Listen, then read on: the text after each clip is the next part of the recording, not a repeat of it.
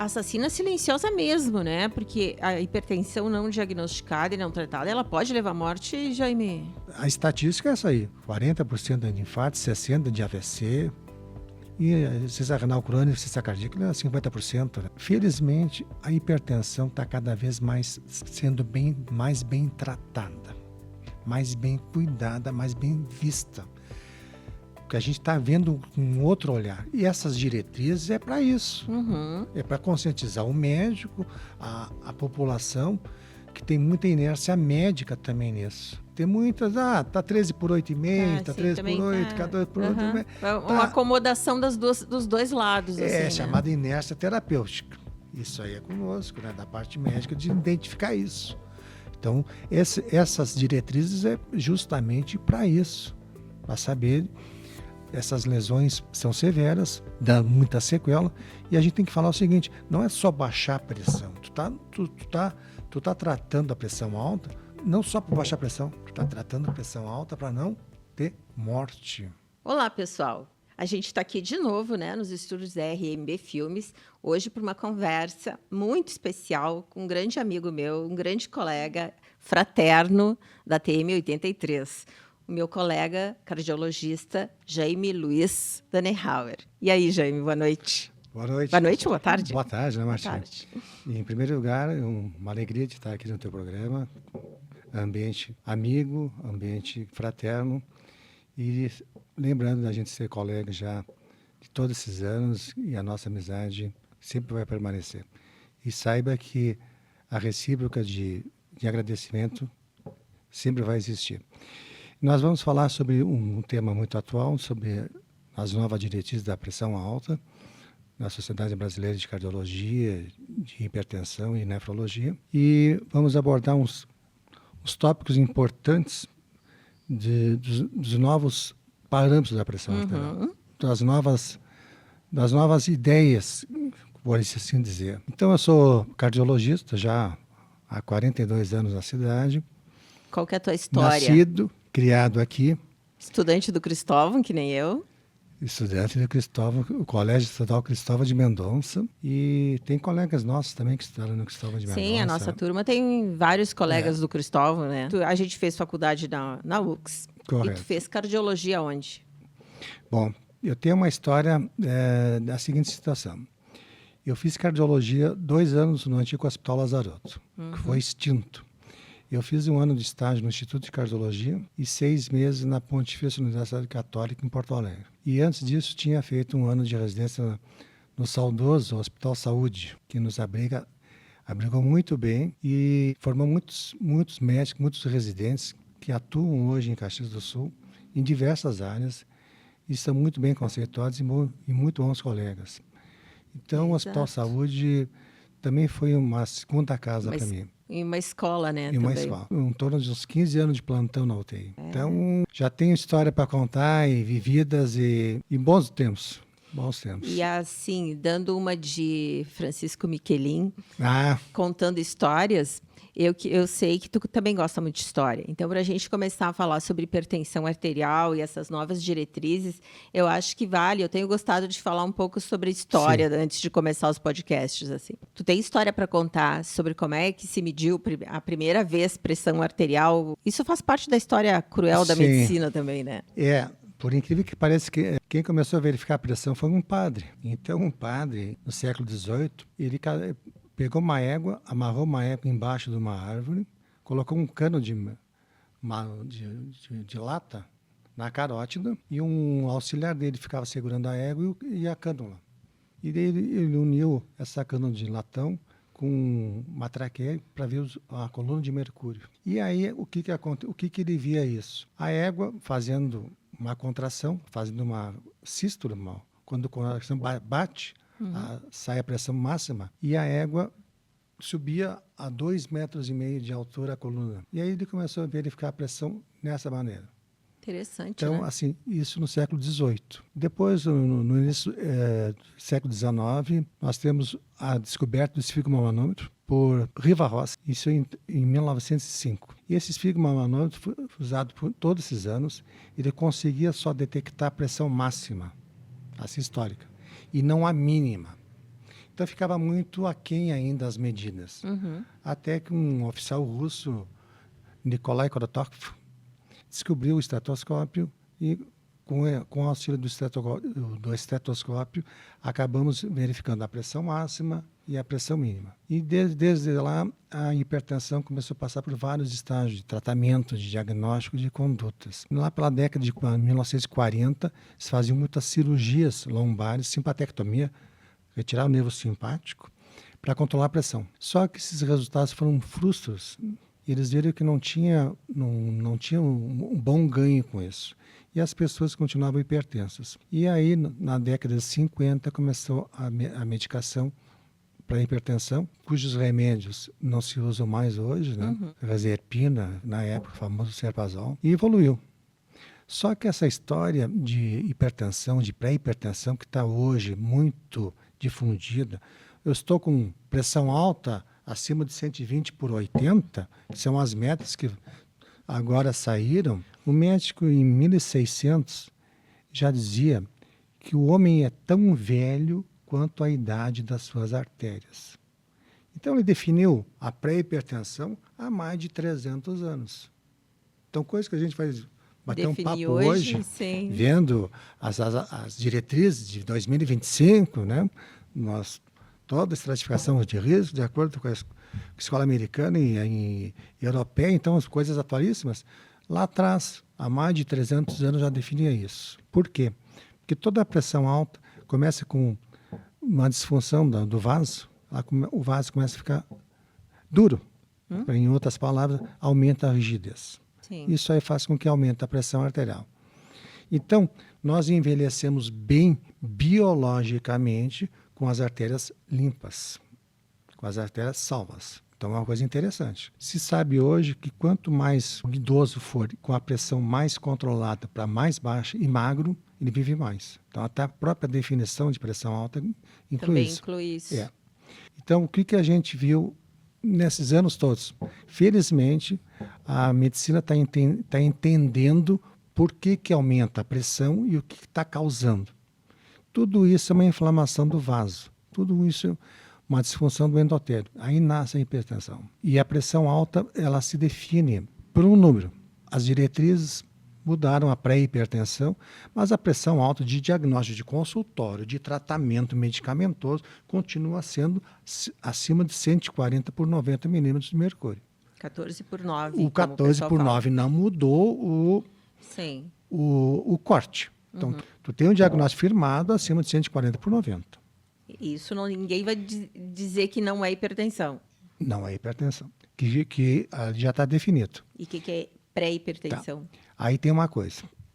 Esse médico que estou te dizendo que o homem é tão velho quanto a idade das suas artérias, ele já previa 300 anos atrás que a hipertensão acima de 115, a pressão alta acima de 115 por 70 milímetros de mercúrio, 11,5 por 7,5.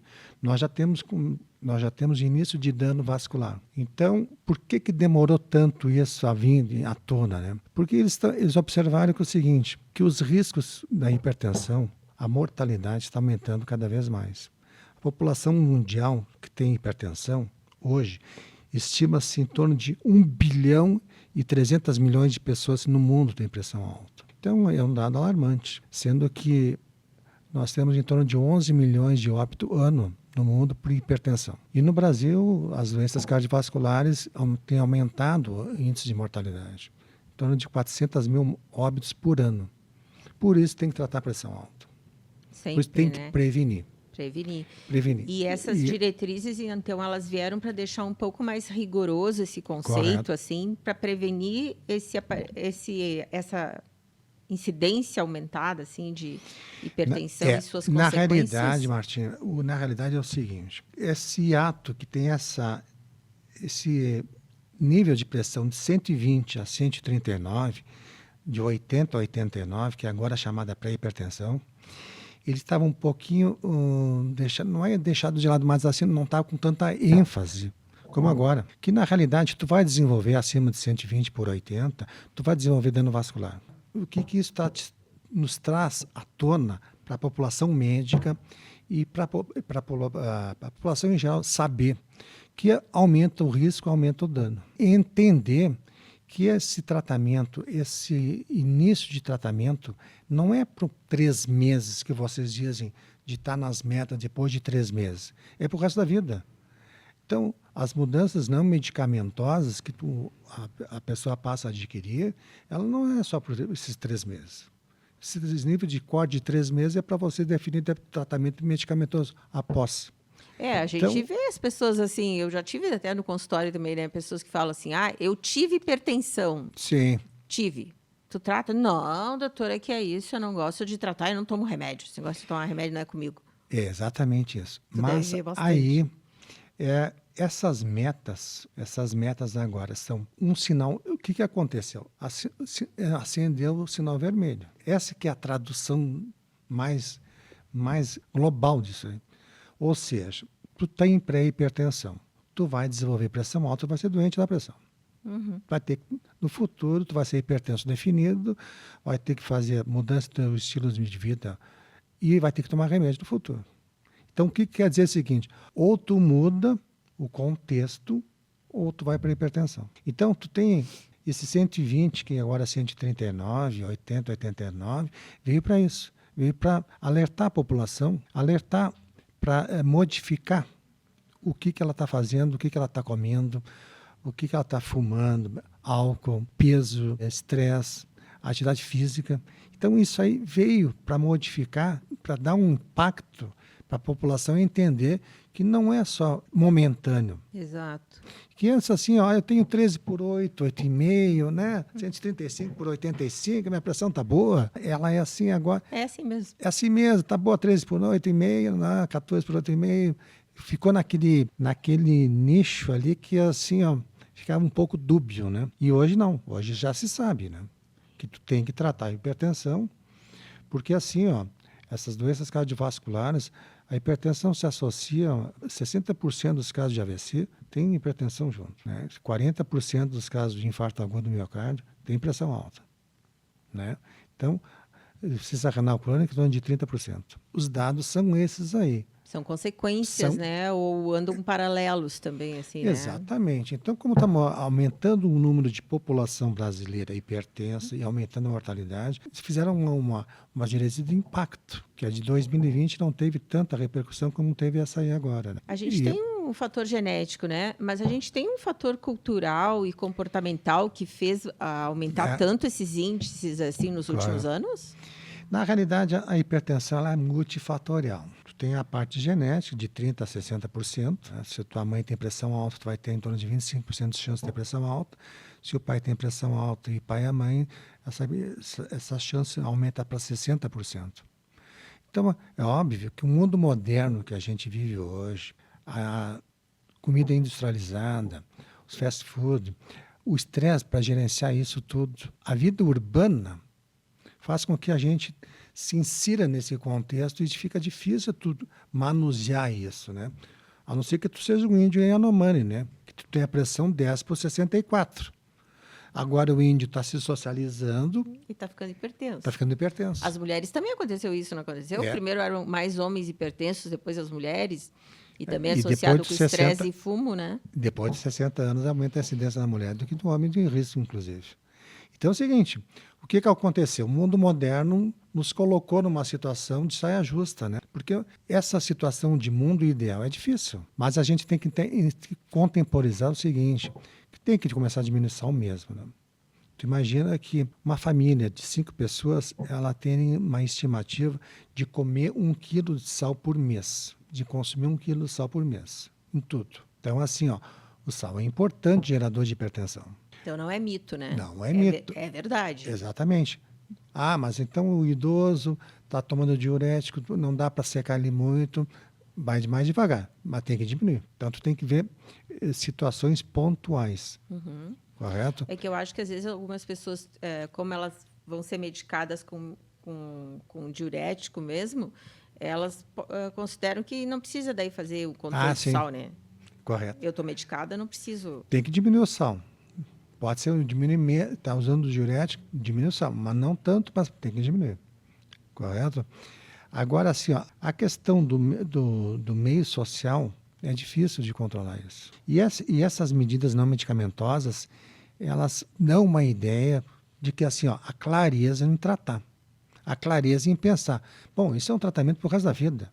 Não adianta tu fazer uma situação momentânea e assim, ó, esse estilo vai ter que trocar, vai ter que nortear a tua vida toda. E tu tem doença cardiovascular, tu vai ter óbito por doença cardiovascular. O teu final, se for um final bom, é essa situação. Os tumores estão em segundo plano, estão na segunda situação perto. Mas ainda o que mais mata no mundo é a pressão alta. Então, assim, ó, tu está diante de uma situação de uma doença grave, de uma doença que tem hoje um controle muito bom. Se a gente usar medicações corretas e dietas e, enfim, atividade física, todo esse contexto colaborar contigo e saber que isso aí, perder peso, né? Fundamental. A tal da vida saudável? Essa mudança não medicamentosa tem que ser para sempre, né? Sim. Porque senão não vai, não, vou tomar um remédio, não vou fazer isso. Ah, tá, a pressão tá boa, tá 12/8. Aí para o remédio. Aí para o remédio. Aí quando for em casos mais severos, nós queremos ter um controle da pressão alta em 90%. Olha que é alto. Se usar, estatística, usar 3 remédios, de preferência num comprimido só. Para aumentar a adesão. Coisa que é muito combatida, muito falada em congressos de cardiologia, de hipertensão, adesão às medidas não medicamentosas e a medicamentos. Isso assim é fundamental. Pressão alta, se tu não muda isso... No glaucoma, que é a pressão alta do olho, também tem essa coisa de colocar associado vários medicamentos na mesma gota para melhorar também a aderência ao tratamento e potencializar a redução da pressão. Isso acontece na hipertensão arterial, essa combinação que tu toma um comprimidinho só com 3 medicações e o efeito seria mais intenso do que tu tomar 3 comprimidos, um de cada? Não, é o seguinte, aí é adesão.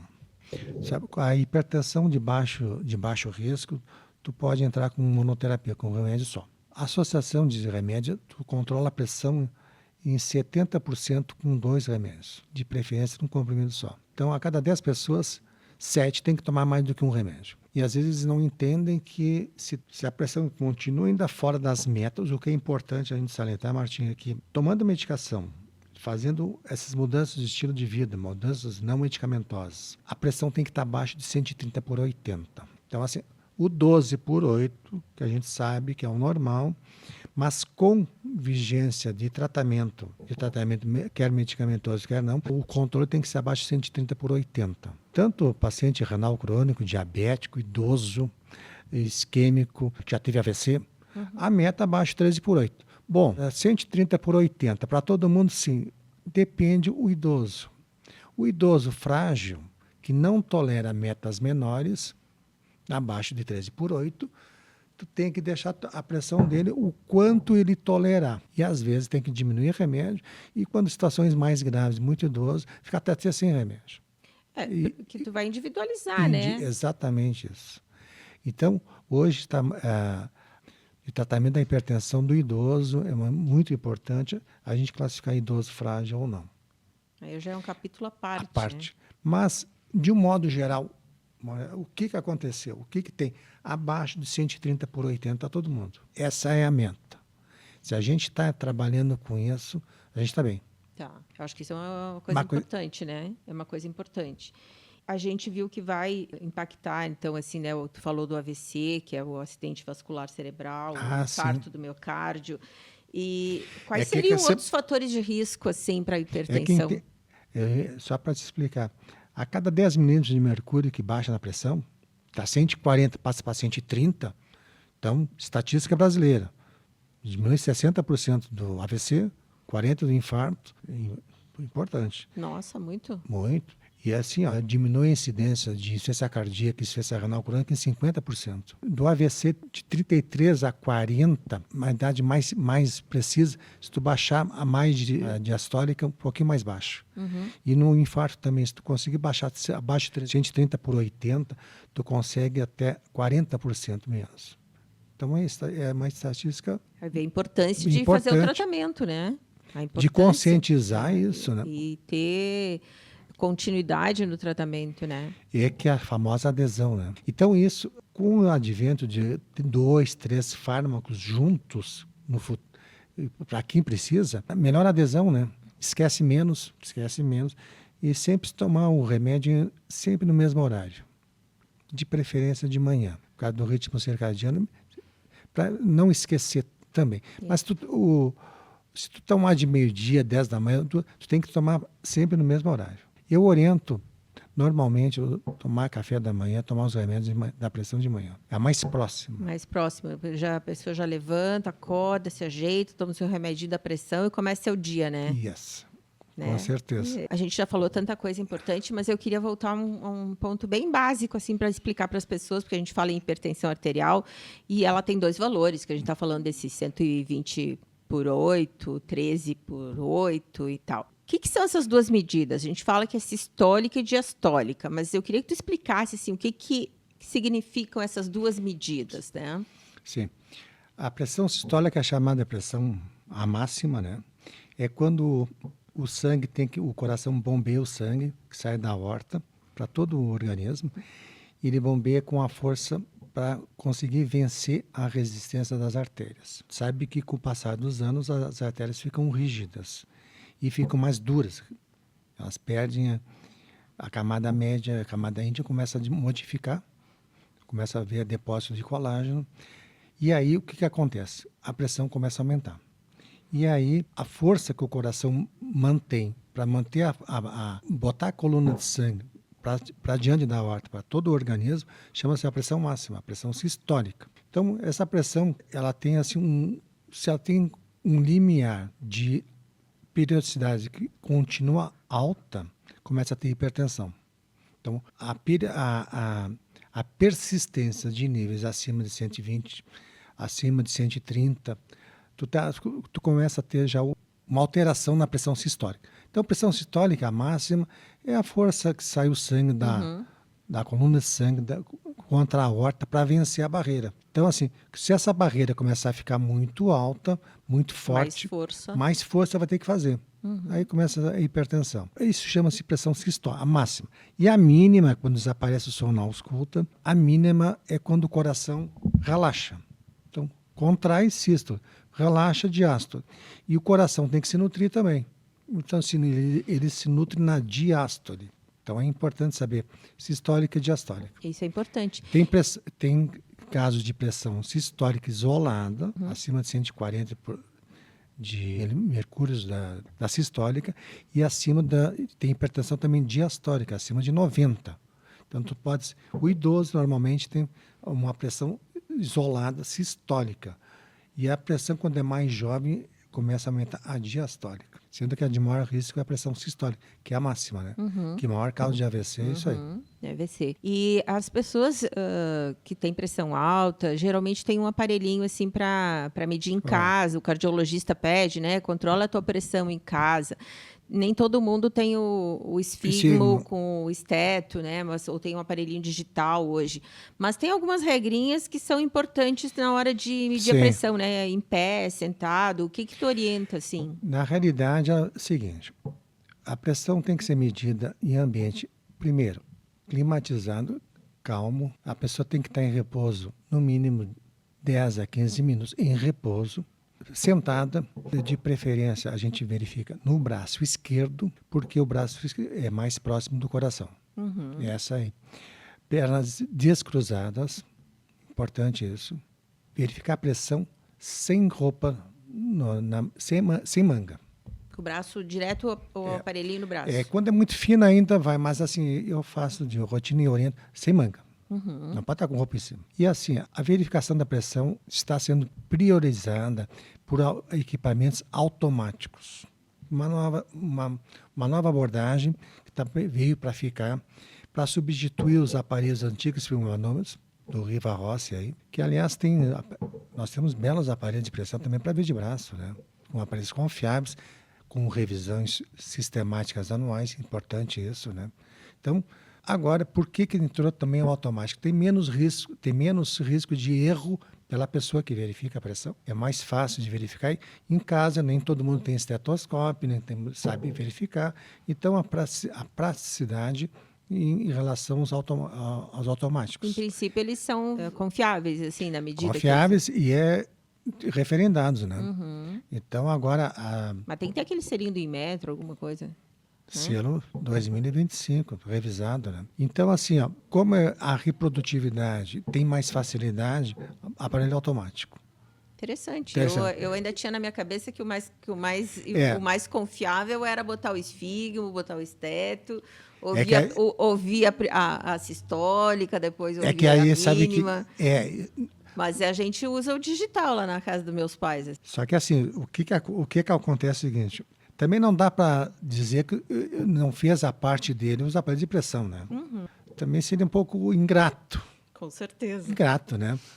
Se o Rivarossi lá em 1905 e o Toque já descobriram isso, usaram até 2020, não. Esse se usa também, e tem muita gente que usa também, eu também uso, viu? E eu gosto muito de verificar a pressão de pé no idoso.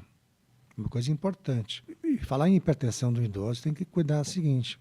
O excesso de remédio em idoso, que é muito comum ter os níveis de pressão um pouco mais baixos quando fica de pé, com a mão estendida, que não faz hipotensão postural. Então, e tem muita gente nessa idade também que faz hipotensão pós-prandial, né?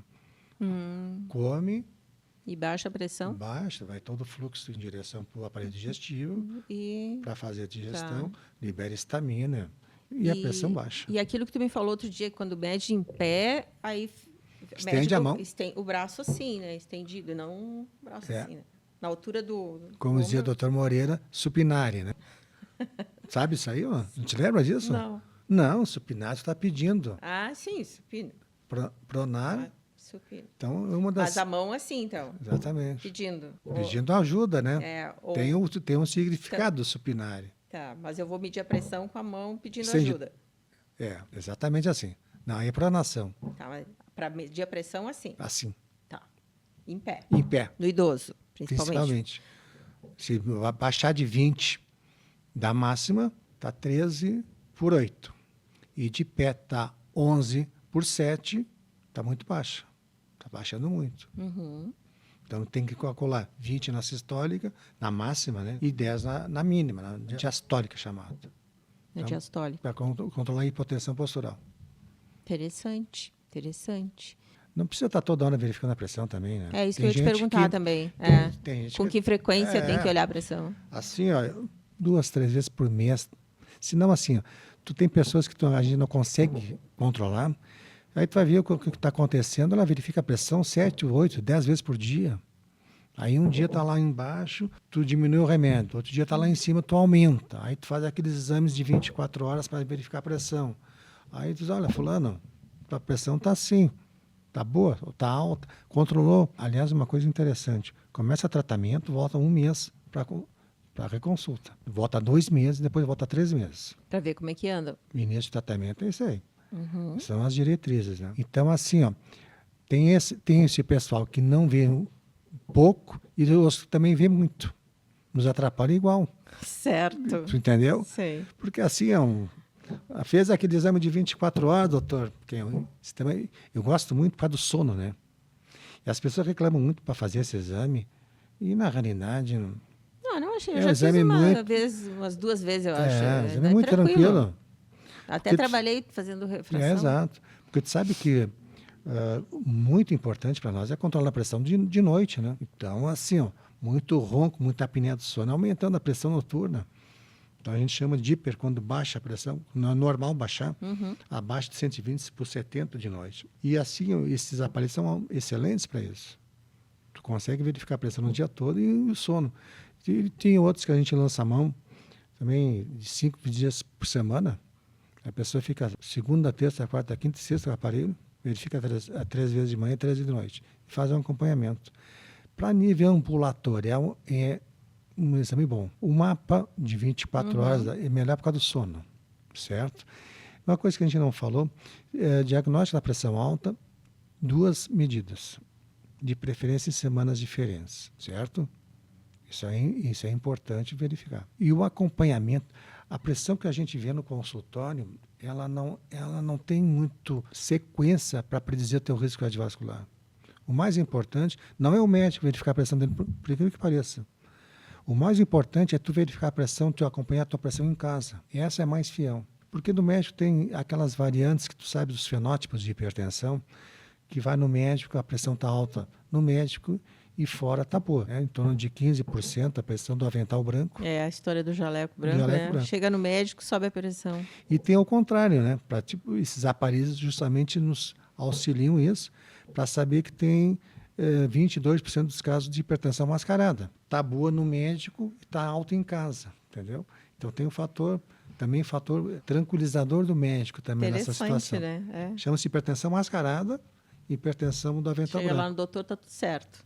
E em casa está alta. Então a gente sabe, aí tu tem que saber disso por causa do histórico familiar, né?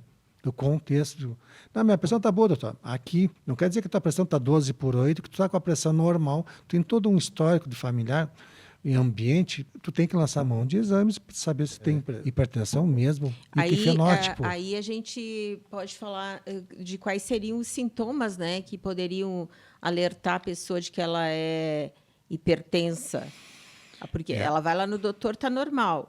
Mas ela deve ter outros sinais de alerta, assim, que poderiam fazer ela pensar que ela está hipertensa, além do histórico familiar, né? Só que é o seguinte, a hipertensão, ela é silenciosa. Ela é silenciosa. Ela não costuma dar sintomas. Então, aquela história de dor de cabeça, dor na nuca, sangramento de nariz, visão nublada, que vai no oftalmologista, né? Está enxergando umas mosquinhas, chamado escotoma, mosquinha.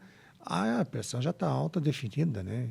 Já está muito alta. Então, esses red flags, a gente chama, não é o habitual. Então, a gente tem que saber que hipertensão é conhecida como a assassina silenciosa. Tem que estar de olho. O importante é verificar a pressão. No médico, em casa, verificar e acompanhar. Essa é a como é que eu posso dizer assim, a ideia, a visão. E ela é assassina silenciosa mesmo, né? Porque a hipertensão não diagnosticada e não tratada, ela pode levar à morte, Jaime? A estatística é essa aí. 40% de infarto, 60% de AVC. E a ciência renal crônica, ciência cardíaca, é 50%. Né? Felizmente, a hipertensão está cada vez mais sendo mais bem tratada, mais bem cuidada, mais bem vista. Porque a gente está vendo com um outro olhar. E essas diretrizes é para isso. Uhum. É para conscientizar o médico, a população, que tem muita inércia médica também nisso. Tem muitas, está 13/8,5, está 13/8, está 12/8. Uma acomodação dos dois lados. É assim, chamada inércia terapêutica. Isso aí é conosco, né, da parte médica, de identificar isso. Então, essas diretrizes é justamente para isso, para saber. Essas lesões são severas, dá muita sequela, e a gente tem que falar o seguinte, não é só baixar a pressão, tu tá tratando a pressão alta, não só para baixar a pressão, tu está tratando a pressão alta para não ter morte, né? Então, assim, que a gente reduz, chamado MACE, né? Tem redução de infarto, de AVC. Uhum. Então, a gente tem que pensar num todo. Então, tem que pensar tratamento para morte, né? Evitar morte, inclusive morte prematura, tratar hipertensão, menos sequelas de AVC, menos debilitação, menos dependência, né? E de menos dependência prematura, né? Tu vê mais pessoas jovens hipertensas hoje em dia do que quando a gente começou a trabalhar, por exemplo, no início da nossa carreira e hoje? É que o estresse aumenta para todo mundo, né? A vida urbana te levou a isso. Isso aí, a não ser como eu te falei antes, a cozinha de Yanomamis, né? A gente tinha o cigarro, né? Que era um fator. E hoje... Tem algumas nuances aí. Então, assim, pressão alta, sal, obesidade. Esses aí andam junto a junto, taco a taco. Óbvio que tem fatores de risco agregados com diabetes, que vai aumentar a incidência do diabético ter pressão alta é 90%. Mas, assim, fatores externos, peso, sal, álcool, o cigarro, não tem evidências que a nicotina aumenta a pressão. O que a nicotina faz é aumentar o teu risco cardiovascular global. E aí, aumentando a rigidez arterial, Na realidade, o cigarro, a diabetes, a pressão alta, o colesterol alto, importantíssimo, eles são processos inflamatórios. Ele inflama o vaso e o vaso começa a ter menos dilatação. Chamado óxido nítrico, tem menos no local, que esse óxido nítrico dá muita vasodilatação, protege as artérias. Então, esses processos inflamatórios levam o quê?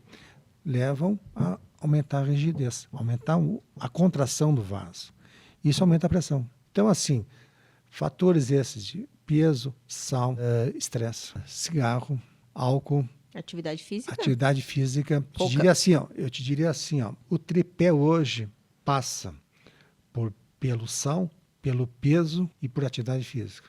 Isso que a gente está fazendo aqui é uma atividade psicossocial positiva. A gente está tratando a pressão alta. Porque nós temos amizade, nós temos encontros sociais, científicos também, mas é social.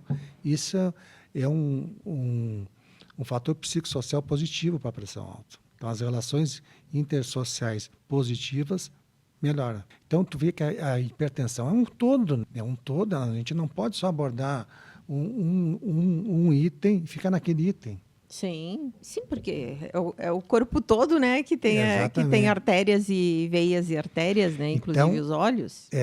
A gente, inclusive não, muito, né? Sim, a gente tem a retinopatia hipertensiva, né? Eu vejo menos hoje retinopatia hipertensiva, assim, do que no começo, assim, quando eu comecei a trabalhar, assim, aqueles vasinhos típicos das artérias. Retinopatia hipertensiva grave também não tenho visto, assim. Por que está havendo menos? Porque os remédios estão mais eficazes. E porque cada vez mais estão tomando remédios de um único comprimido em doses, em associações. Esse é o X da questão. Então, por isso que está diminuindo esses casos. A medicação está fazendo um efeito melhor do que fazia antes. Tu vê, isolados. Eu realmente não tenho visto. E fármaco que tem ação de 24 horas, né? Antigamente eu já usava remédios que tinham de 12 em 12, de 8 em 8, de 6 em 6, né? Então, e viva a indústria farmacêutica também, pesquisas, né? Inclusive a gente vai falar também de medicação na gravidez, história da gravidez, né?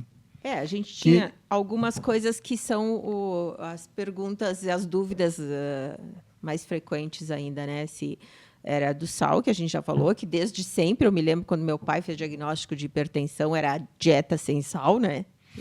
Hoje não é dieta sem sal, mas já era o sal. O sal já era o vilão. Continua. Dormir bem, dormir mal, afeta na pressão? Afeta diretamente pela seguinte situação. Quando tu acorda, tu está dormindo. Tu tem um descenso noturno, que a gente chama de dípere, no termo médico. Esse dormir que tu baixa a adrenalina, baixa a cortisol. Quando tu desperta, tu ativa esse sistema nervoso simpático. Ou seja, tu despertou, andou, foi no banheiro, a tua pressão elevou.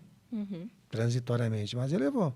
Tu tem que te manter em vigília, né? Então, por isso que de manhã cedo a gente tem que controlar esse exame de 24 horas para ver se os pacientes acordam com a pressão boa. É importantíssimo isso, porque o risco de AVC aumenta nessa idade, nesse horário, 6 da manhã às 9 da manhã.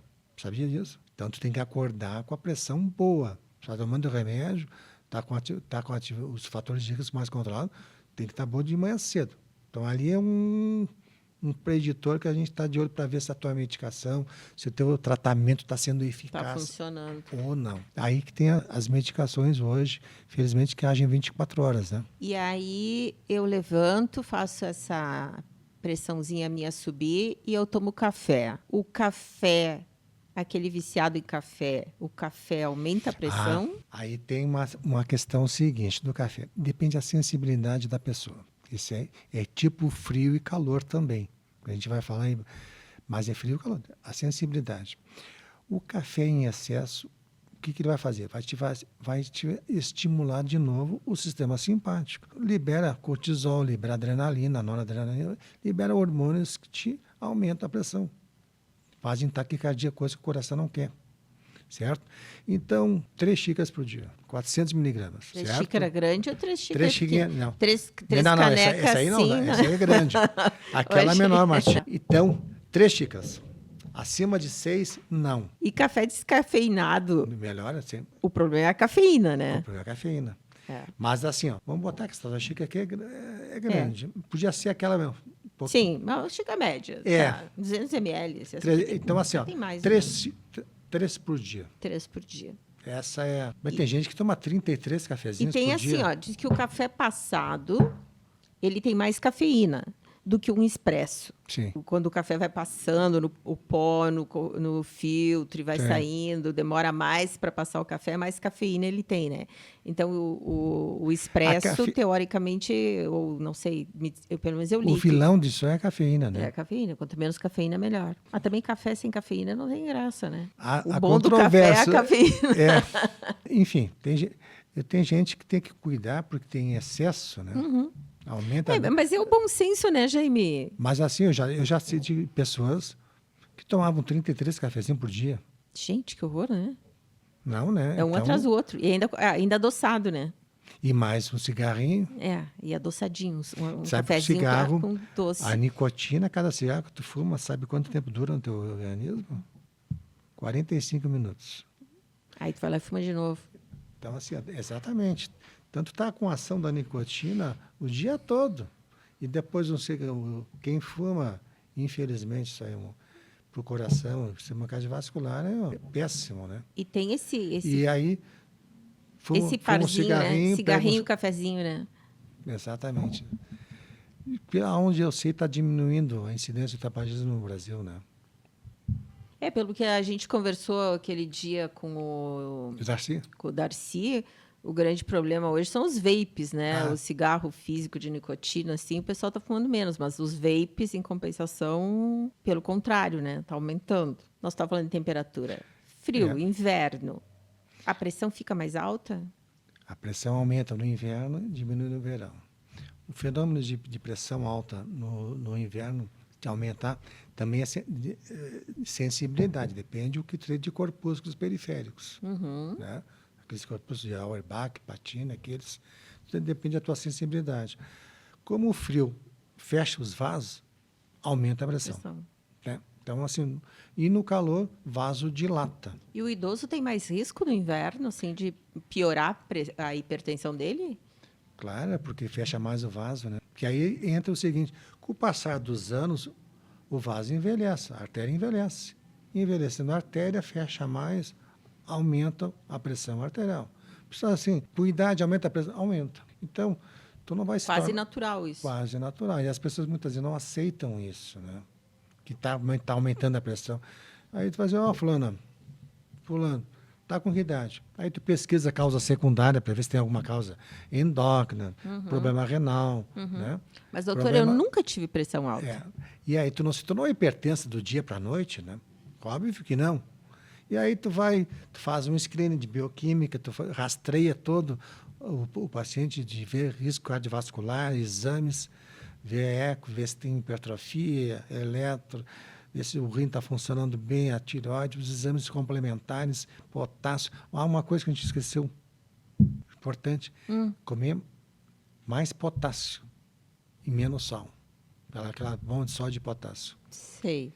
Potássio. O potássio baixa a pressão. Então é o seguinte, o que a gente tem que comer? Banana, morango, mirtilo, goiaba, laranja, abacate. Coco. Eu li que água de coco tem muito potássio.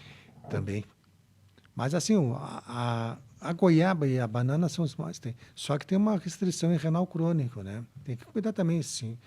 O paciente já está usando remédios que retêm potássio e a idade. Sim, nada é tão e simples. O rim. Então, tem que ter cuidado. É uma orientação de dieta rica em potássio? É. Interessante que tomar potássio por boca, por comprimido, não adianta nada. É mesmo? Elimina tudo? Adianta em repor, se tu está com um déficit. Sim. Em repor. Mas se tu tem níveis de potássio já adequados, 4 a 5 ali, 4,5 a 5, 4,3 a 5, tá bom, né? Se não tem problema de insuficiência renal. Então, assim, interessante que pela alimentação tu consegue repor potássio. Por boca, não. Se tu está com potássio normal. para ser tratamento para hipertensão. Sim. Vai perguntar por que, não sei te dizer.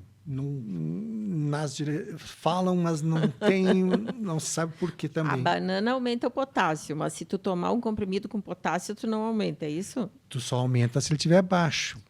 Aí aumenta. Sim, mas se ele estiver no nível normal, eu não vou fazer uma hiperpotassemia. Exatamente.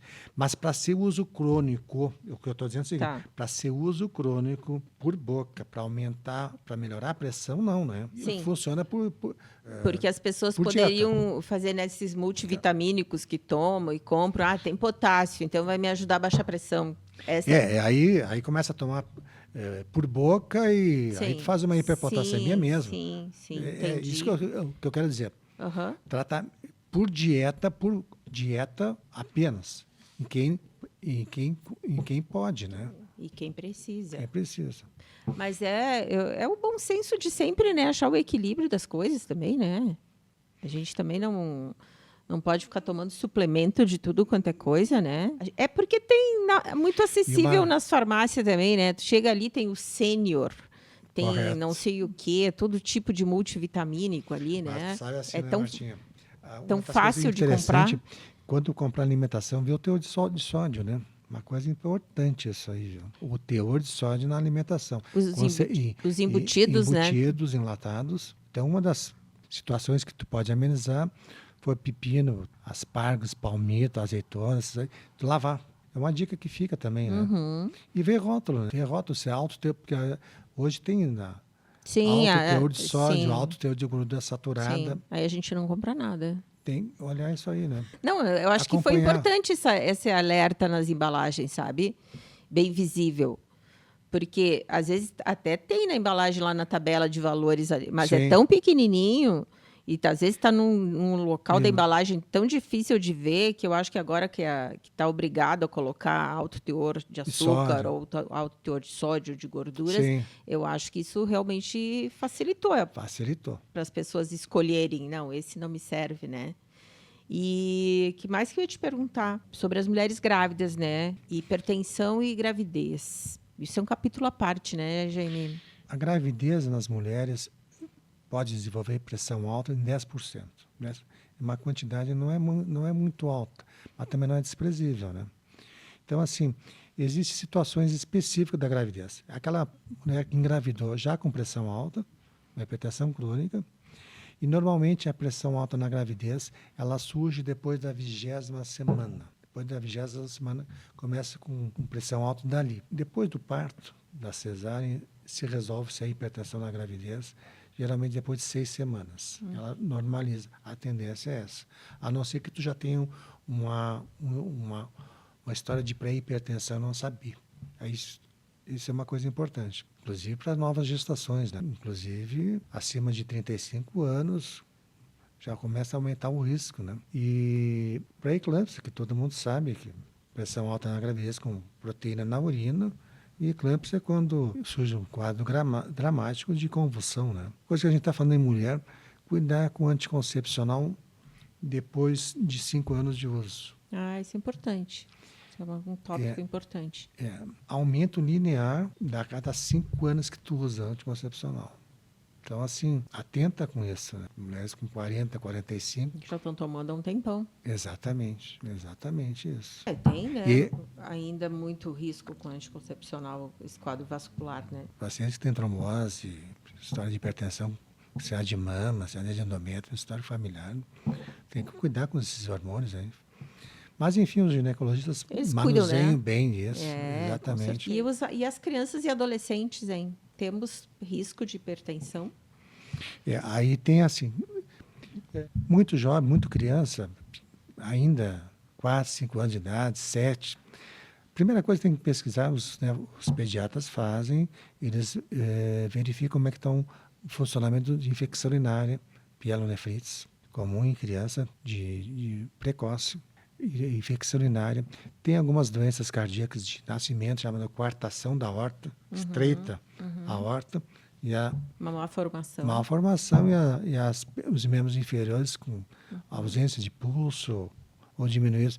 Então, tem algumas malformações cardíacas, levando a pressão alta, renais, E se não, infecções urinárias, enfim, é uma situação mais... Mas são coisas bem patológicas, né? Assim, associado com alguma outra doença de base, assim, né? Exatamente. E aí tem causas endócrinas também que os pediatras pesquisam também, né? Jaime, falando nas crianças... Nas crianças. A gente está falando que geralmente tem uma doença de base, né?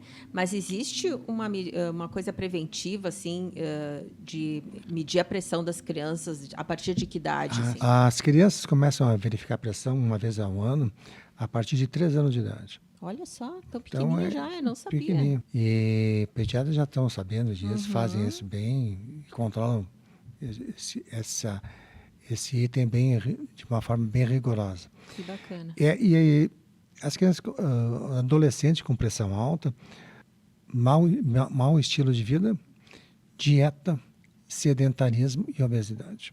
Muito tempo sentados. É as mesmas coisas que a gente também discute no oftalmo com os adolescentes. Né? Então, assim, adolescente que já está com os níveis de pressão já se comportando como um adulto, a maior causa é essa aí. É comportamental. O que vale para o adulto, para o idoso, pro diabético, pro hipertenso, com colesterol, com dieta, vai valer para o adolescente também. Viu? Como causa, se pesquisa também, é evidente, alguma causa secundária, né? Claro. Se tem alguma patologia renal, glandular, é óbvio que você vai pesquisar isso aí.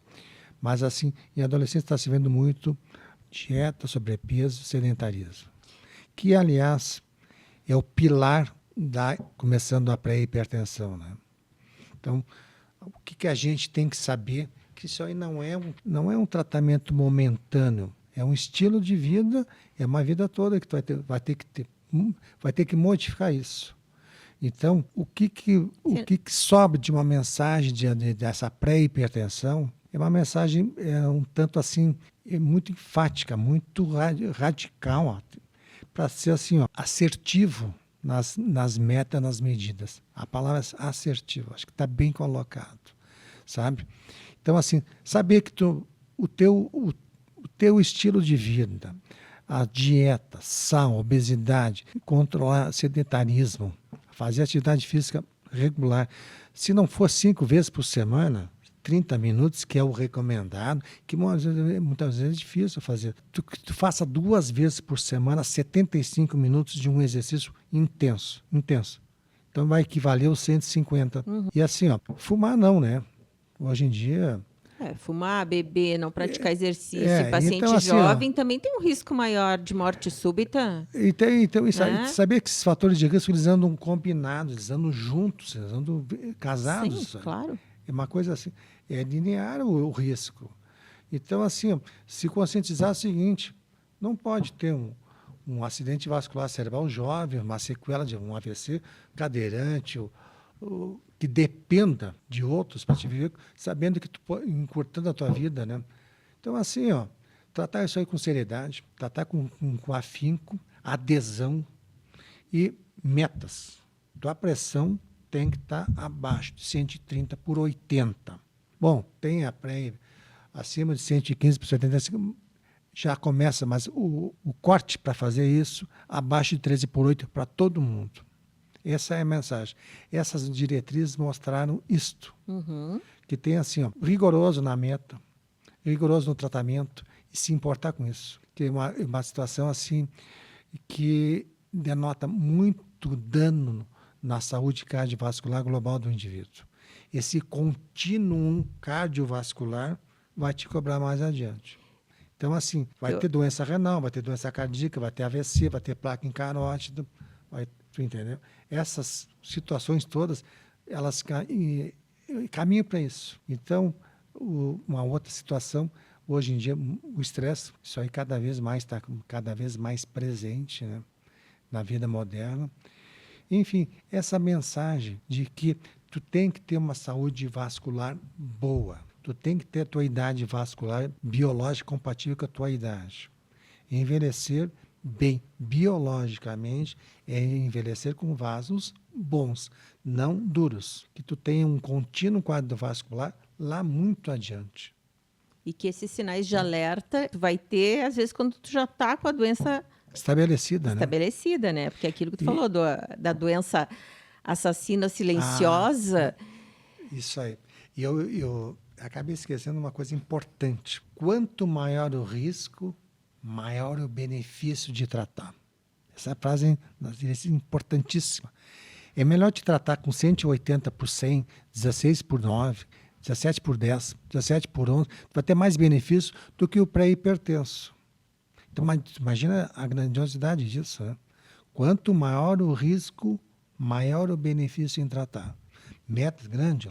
Falando, se tu tem mais risco, tem mais benefício, por que não tratar, né? Por que não abordar isso de uma forma completa? Às vezes a gente vê que tem uma coisa cultural, assim, né? Das pessoas negarem a doença, até porque Sim. ela é silenciosa, mas não é por falta de acesso, né? Porque a gente tinha comentado antes aqui, fora da conversa oficial do podcast, sobre os postinhos de saúde, atendimento SUS, né?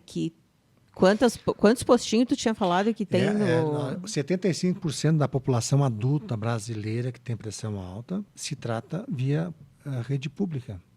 75%. E nós temos no Brasil 48 mil postinhos de saúde. 48 mil. Veja que é bastante, sempre né? Tem um postinho perto para poder fazer uma consultinha e lá medir a pressão com o pessoal da enfermagem da UBS, né? Exatamente. E o controle da pressão em casa é mais importante do que o controle do médico e do que no consultório. Saber que tem que verificar a pressão. Então, assim, quanto mais tu verifica a pressão no diagnóstico, na evolução, melhor tu vai sair. Essa é uma mensagem definitiva. Então, assim, acessos, inclusive, com 48 mil postinhos, não é pouco, né? Não é pouco. E com medicação, né? Acessível. Acessível. Então, assim, pensar, agir e nortear. Não dá para deixar a pressão alta.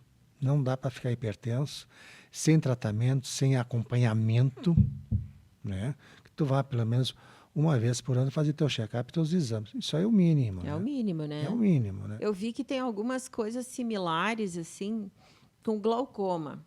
Apesar de serem causas diferentes. Mas, assim, o glaucoma também é uma doença silenciosa. Ele também não dá sinal nenhum de que tu tá com a pressão alta no olho.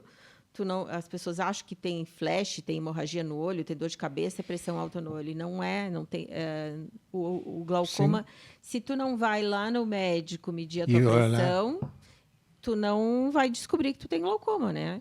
Até porque a perda da visão também é lenta, né? De manhã cedo também, às 6 da manhã seria o horário mais crítico para a pressão do olho estar mais alta. A combinação de medicamentos também potencializa a adesão ao tratamento, porque é uma doença crônica também, uma vez diagnosticado, tu vai ter que tratar sempre, né? Então, eu achei bastante coisa que similares, assim, né? Que a gente daria os mesmos conselhos, né? Vai no médico, controla. Claro que eu acho que na pressão arterial essa questão comportamental, do como eu levo a minha vida mesmo, assim, como eu cuido da minha alimentação, como eu pratico ou não exercícios, como eu estou estressada ou não. Mas a genética a gente não pode mudar, né? Mas eu acho que as outras coisas a gente sempre pode mudar. Com certeza, né? Lembrar das mulheres depois de 60 anos, ai, meu Deus, elas têm mais pressão alta do que o homem. Mais uma para as mulheres. Elas ganham, depois de 60 anos a coisa fica diferente. Mulher depois de 60 a gente tem uma lista de coisa, viu? Mas a pressão alta na mulher requer menos medicamento que no homem. Bom, né? É mais fácil controlar. Tem mais chance, mas também melhoramos mais rápido, assim, controlamos mais rápido a pressão, se a gente for bem... Eu acho que as mulheres, muitas vezes, são melhores pacientes, assim, do que os homens, assim. Mas é uma coisa que chama atenção, é que usa menos remédio. Então, tem que ponderar isso. E depois de 60 anos, aí vira o jogo. Vira o jogo para muita coisa. Mas eu acho que a gente tem que cuidar sempre dessa questão preventiva mesmo, né? Hoje eu acho que a medicina é muito preventiva. Né? Menopausa, né? Sim, era isso que eu estava falando. A gente esqueceu de...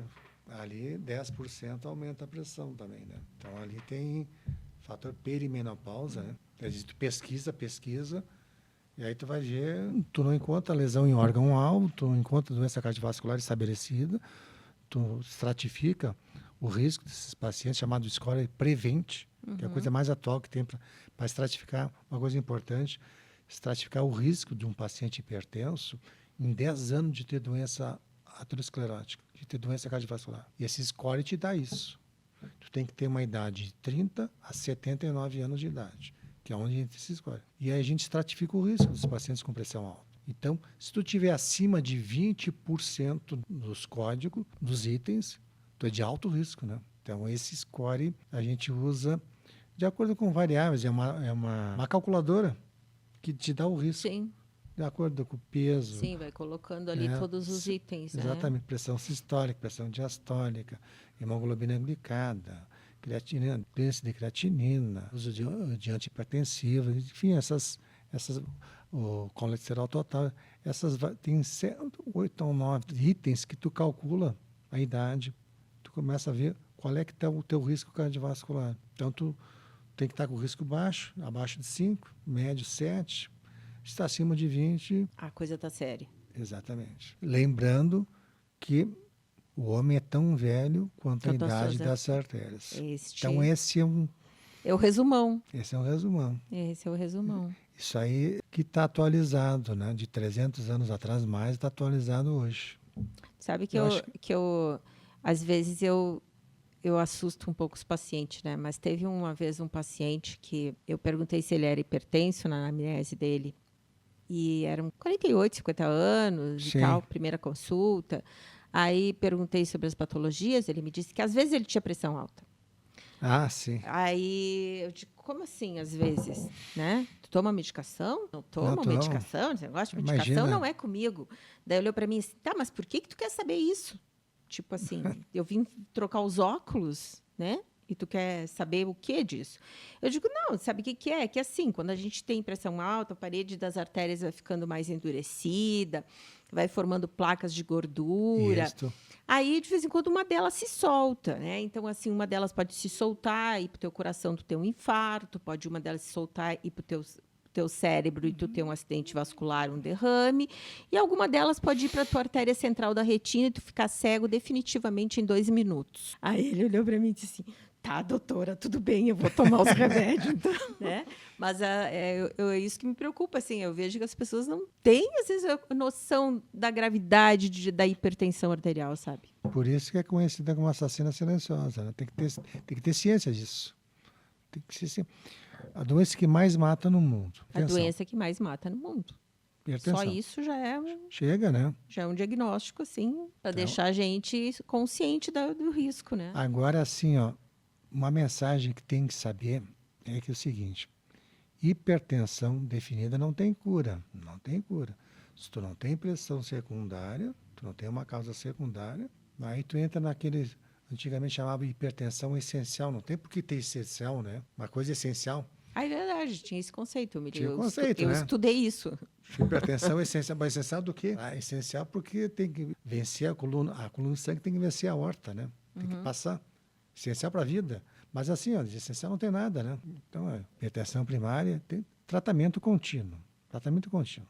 Esse contínuo cardiovascular existe, sempre existiu, e felizmente temos luz no final do túnel, luz boa para tratamentos assertivos, metas assertivas, que é isso, metas assertivas, consciência assertiva, e assim, para um futuro próximo, cada vez mais se desenhando, de conhecer o envelhecimento vascular precoce, que é uma coisa extremamente atual, se está entrando nessa linha, que tu consegue verificar a pressão dentro do coração e o teu risco cardiovascular, chamado velocidade de onda de pulso. Tem exames que detectam isso. Que não adianta só verificar a artéria braquial, sabe que a pressão no braço ela é mais alta do que dentro do coração, em torno de 20 milímetros de mercúrio. Tem que ser mais baixa dentro do coração. E se começa a ter rigidez, começa a ter um envelhecimento precoce, envelhecimento acelerado, precoce é o nome. Esses exames detectam isso. Então, tu já tem um exame a mais, uma visão melhor ainda, né? Eu tinha só tratar a pressão do braço, ficava isso e deu. Eu sabia esse conceito. E hoje... Graças a Deus, vamos mudando os conceitos. E exames mais aprofundados e conhecimento cada vez mais do vaso. Sim. Endotélio. Do cavalo do nosso pesquisador inicial lá até hoje, a gente fez um bom trajeto, né? E felizmente está melhorando, né? Felizmente está melhorando. Mais uma coisinha, controlar o colesterol. A gente tem que não esquecer da gordura. Sim, as gorduras. Cuidar do colesterol também, né? Então, assim, ó, andam essas patologias, essas situações aí, diabetes, pressão alta, dislipidemia, andam taco a taco. Tá aí o resumão do Jaime. Eu acho que sim, né? Obrigada, Jaime. Eu te agradeço. Eu acho que a gente foi um tanto assertivo nessa parte da pré-hipertensão, porque é o X da questão. Isso aí. Valeu. Um abraço. Um abraço.